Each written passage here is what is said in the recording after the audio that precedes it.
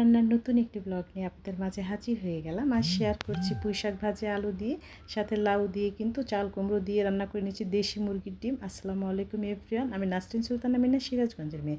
আমার রান্নাঘরে আপনাদের সবাইকে স্বাগত জানাচ্ছি, সাথেই থাকবেন। এই রান্নার জন্য মুরগির ডিমটা সিদ্ধ করে আমি প্রথমে ঢেকে রাখবো, তারপরে আমি ভাজনা বাটা রেডি করবো।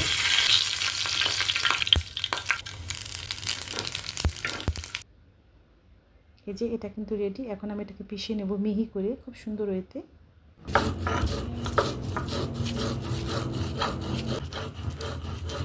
হয়ে গিয়েছে, এটা কিন্তু স্কিপ করা যাবে না, এটা দিতেই হবে। এখন মুরগির ডিমগুলো খুব সুন্দরভাবে খোসা ছাড়িয়ে নেব। এটা মামার বাড়ির ভালোবাসা, মামার বাড়ি থেকে পাঠিয়েছে।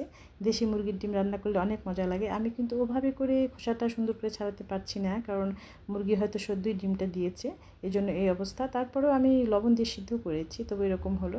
তবু কিছু করার নেই, অমনি ছিলে নিলাম। এখন আমি সুন্দর করে একটু কাচিয়ে নিচ্ছি, একটু নাইফ দিয়ে, যেন ঝাল লবণ মশলাটা ডিমের মধ্যে যায়, তবেই কিন্তু ডিমটা রান্না ভালো হয়। ডিমটা আসলে যত্ন করে রান্না করতে হয়। এভাবে করে একটু আমি লবণ দিয়ে শাকটা সিদ্ধ করলাম, ডিমটা ভাজি করব।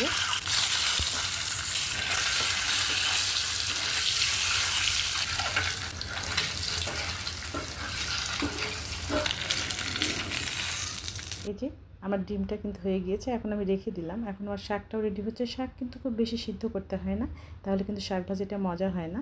এভাবে করে হয়ে যাচ্ছে। এখন তেলের মধ্যে ফোড়নে দিয়ে দিলাম শুকনো মরিচ, একটু গরম মশলা দিয়ে দেবো, একটু জিরা, একটু রাঁধুনি সস দিয়েই কিন্তু আমি ফোড়ন দিয়ে দেবো। লাউ এর মধ্যে দিয়ে দিব, খুব সুন্দর হয়েছে। এখন এটা আমার হয়ে যাচ্ছে, দেখুন শাকটা।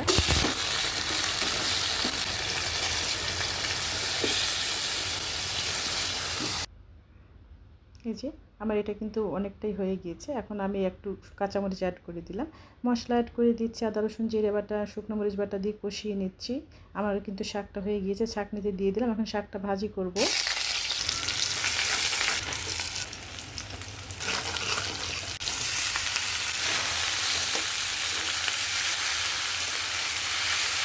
পেঁয়াজ রসুন ফোড়নে দিয়ে, কালো জিরে ফোড়ন দিয়ে, কাঁচামরিচ দিয়ে কিন্তু শাকটা ভাজি করে নিলাম। আর যে ডিমটা ভেজেছিলাম, যে সেই তেলটা দিয়ে দিলাম। শাক হয়ে গিয়েছে, এখন কিন্তু সার্ভিং বাটিতে আমি উঠিয়ে নিচ্ছি।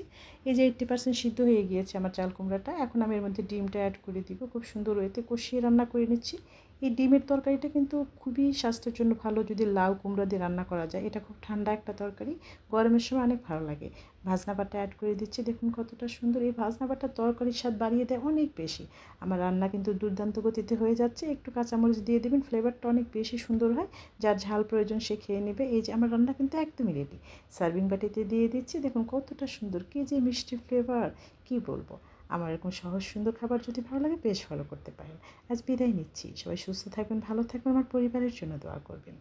আল্লাহ হাফিজ।